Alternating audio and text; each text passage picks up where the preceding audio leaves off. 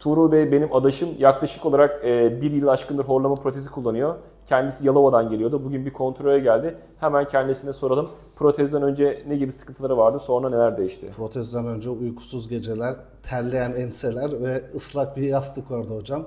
Şu anda hiçbir derdim yok. Uykumu gayet güzel bir şekilde almış ve dinç şekilde sabahları uyanıyorum. Peki sizce horlama protezini kullanmak zor mu? O konuda da Kes- biraz bilgi verirseniz. Kesinlikle hayır. Çok basit bir şekilde söküp takılıyor. Bir ilk 2-3 gün belki bir alışma süresi oluyor ağzınızda verdiği o hissiyattan ötürü. Ama 2-3 gün sonra varlığıyla yokluğu belli bile olmuyor hocam. Sağ olun. Çok teşekkür ederim. Biz Yorumlarınız teşekkür için sağ ederiz. olun. Görüşmek üzere. Sağ olun. Teşekkür ederim.